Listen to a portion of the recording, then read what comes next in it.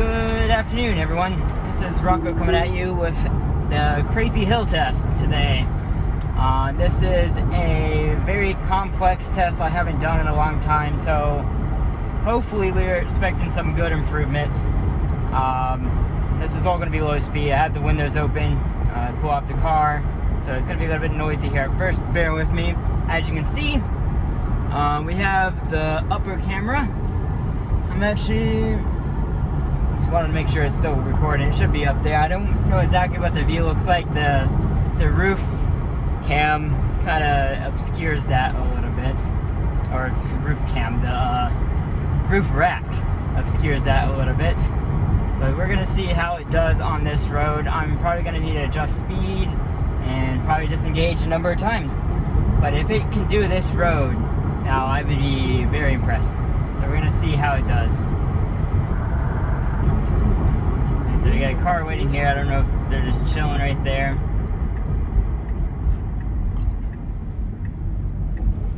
So they're just talking on the phone. That was a good turn. Now turn right to stay on Green River. So look, the map data is wrong, but it made it, regardless of being some really weird map data. And the map data, as you can tell, is extremely wrong. It doesn't line up at all. So this is a good speed right here, but we're gonna want to slow down quite a bit coming up ahead, and it's doing that automatically, and it's good.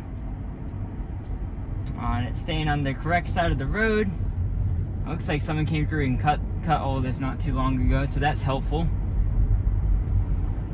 Ooh, that was too close to the, far too close to the side of the guardrail right there. At least for my comfort. Oh my goodness. Okay, let's bring up the camera so you can see how close that is getting. Like, it doesn't, like, from the camera it doesn't look close. From my point of view, it's very close. I would only ever go that close if I was passing another car. I would, oh my goodness, okay. Honestly, this, and especially right here, I'm gonna disengage. Oh, okay. Wow. I mean, besides the hesitancy, that was actually pretty good. Okay. I'm definitely going to keep it at 15 mile an hour. It seems to be pretty hesitant. It's turning the blinker on, doesn't need to do that. It's staying on the correct side of the road. That's good, all these blind turns. That's what it needs to do. It just needs to not get too close to the side of the road, especially because of this tree. As you can see, we were inches from the edge of the road right there. Let's see how it does on this turn. Wow. I gotta say, everyone, that's substantially improved so far. Obviously it's very hesitant. Because what it does, from the previous update, I haven't done this in so long, my memory's a little bit fuzzy, but that is too far to the left. I'm gonna save my camera buttons. So again, you can only really record, I think they say 4 or 5 recordings, so if it really messes up. That wasn't super terrible, but again, you're on the wrong side of the road. And the fact I haven't disengaged at all is pretty awesome. Again, good. It stayed far enough away that I'm not going to bottom out on this corner. On the way back up, it's going to be the more important test because it's okay, yeah, it corrected to the proper side of the road. Very close to the edge of the guardrail, and it's giving more room again.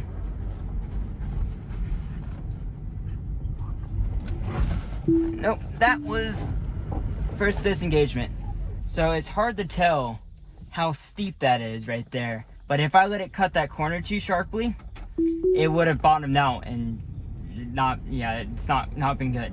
on the way back up, okay, this is another disengagement. I don't know if you can tell how there's a solid over foot and a half deep ravine right there. If I go off, I'm screwed. I don't have a Cybertruck. You can't just, just can't do that. So yeah, that's important that it also speed. We're gonna forcefully, again, that's too close. Like, okay, let me explain this real quick, everyone. So for human comfort, that, like, maybe the car realizes it can get super close to the guardrail and it can give that extra room. I'm gonna tell this guy to go around me. But as a human, that the car is repeatedly messed up in its judgment, I do not trust how close it is to the guardrail. Maybe when the car is like, I haven't seen it mess up in over a year, maybe I would trust it. But for right now, there's no reason it should be getting that close to the guardrail when there's no other cars. Maybe if there was another car coming along in front of me, then I'm like, okay, let's get as far over to the right as possible. But there's no reason it should be getting... I don't know if that was ABS, but it definitely skidded the tires right there. That was all full self-driving. That wasn't me.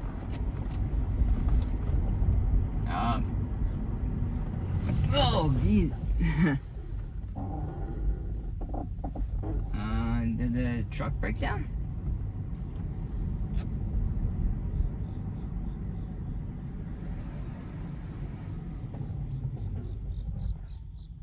Huh, interesting. They must, oh, I wonder if he blew an engine. That's not good. A lot of oil leaking right there. That could be what happened.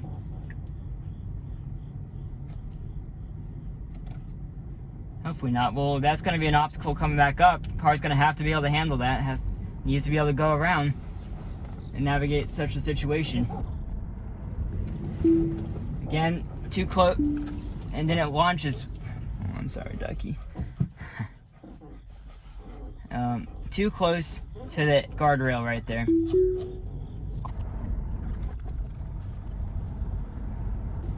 Okay, that I'm gonna go ahead and do a camera button. That was too close to the edge of the road right there.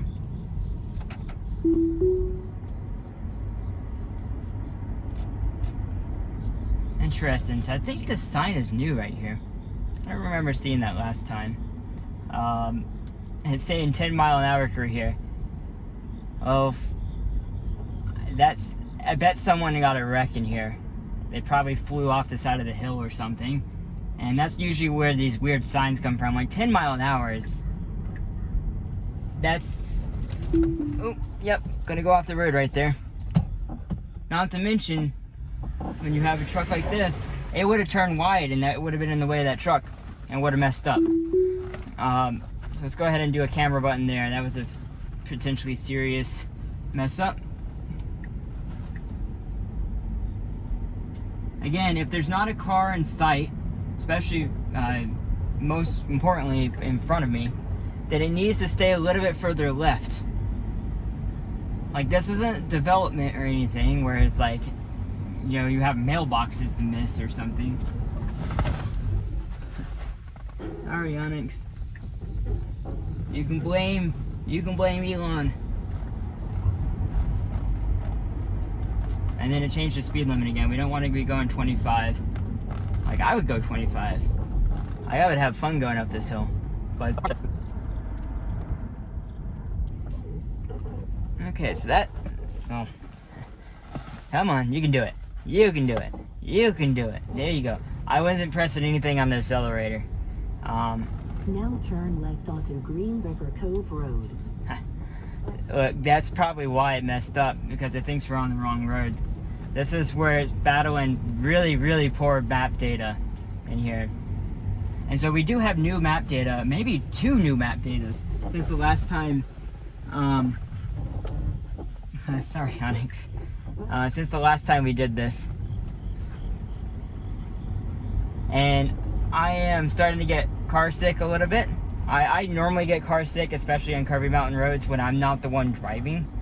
Unless I'm driving pretty spiritedly, then I can make myself car sick.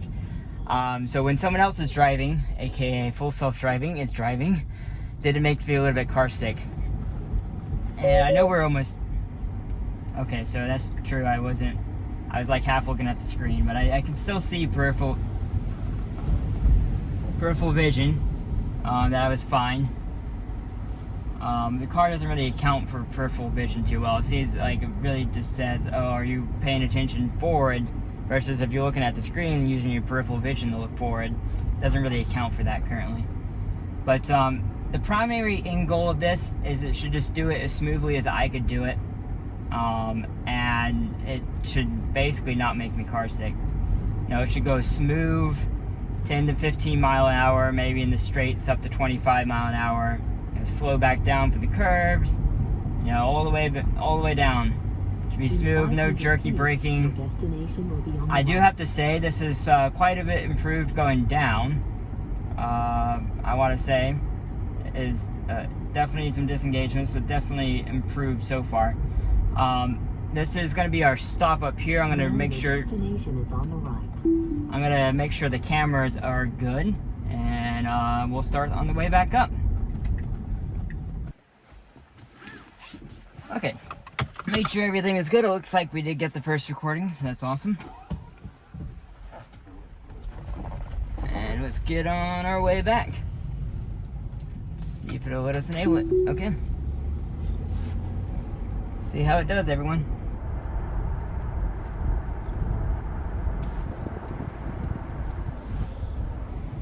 This is our first turn. So far, so good, actually. Very good on this turn. See, I think going up, well, up should be easier, right? On previous versions, up was definitely worse than going down, which is, oh wait, okay, well, sorry. On those turns, it's easy. On this turn, I guarantee it's gonna mess up. Oh, no. Whoa, whoa. Hey, hey, hey. That actually made it. I'm just gonna purposely lower the speed down. That actually made that. I'm gonna go ahead and put the camera back up here so you can see. But that's surprising. They had to have looked at my snapshots from the last time I did this, and kind of rerouted the car, because the car has to know it needs to swing out far left because of how steep the road is. There are scrapes in the road from where people have dragged bottom. Multiple scrapes. I've done it myself by accident, just a tiny bit. But I've scraped bottom going around those driving manually. And so the car has to be able to know how steep of an angle it can go up. Like, what if you lowered the suspension like the performance models? That's not a problem if you have air suspension, but if you don't, like if you have a performance model 3 and you're an inch lower, that's going to matter even more. You're going to have to be extra careful on these type of roads. That has to be solved.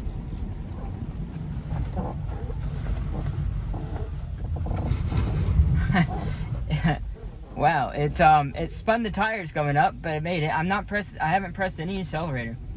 So it made that. This is definitely way better than last time. Perfect? No. It still makes me a little bit car sick because it keeps on hesitating, and but it's nowhere near as bad as last time. So like here, it was on the wrong side of the road. So this is that same spot we saw earlier where the navigation was like all the way off. Like it shouldn't, like right there, it's a blind turn. It needs to stay on the right side of the road. They give the best odds that we're not going to run into someone. There's always a chance. There's so many blind turns. Like, I mean, look at this road. Each hairpin turn is a blind turn. You can't see up it. Maybe in the winter time without the trees and stuff in the way you can, but like, you don't really have that type of visibility. It thinks there's another lane. Wow. Okay, that one's no. This is one of the ones where you could definitely definitely scrape bottoms. You have to take it wide. Like, you have to take these corners wide like that, or you will scrape bottom. Now, maybe it's a little bit less of a problem in a Model Y, and obviously a Cybertruck probably won't have a problem at all. But if you take it too sharp, even in a Cybertruck, you're gonna bottom out.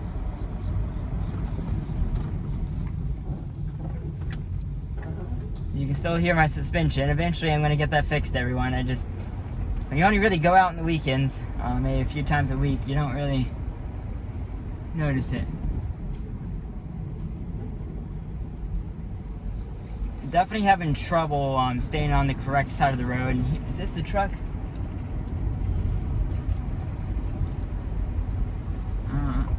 Yeah, so we have an oncoming car we have to get around.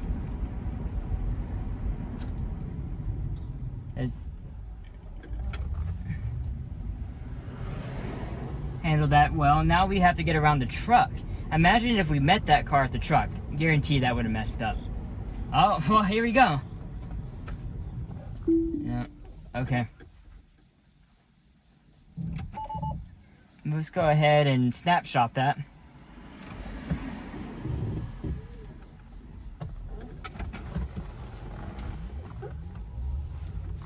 Let's see if it'll let me re-engage it here.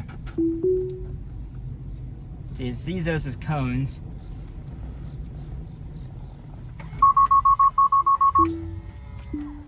Interesting. Maybe I thought that truck was closer than it was. So it needs to still stay on this side of the road, which I'm driving manually, of course, but I've re-enabled it. Okay, so that was appropriate. Acceleration could have been smoother, of course, but maybe it's because it was set to 25. But again, situational awareness. It needs to be able to do acceleration correctly. So that was good. It's hard to really tell how steep this is. I'm like, it's not, from my point of view, it's not crazy steep, but I think for someone who comes from a flat area, this is a pretty steep hill. This is not, this is not a hill. You're going up an entire mountain on this road. This is why there's so many switchbacks here. And so again, here it needs to stay to the far right, and it's for some reason hesitating a lot. Not sure why. Okay, after it corrected itself. I think that's something with this version and all the 69 updates.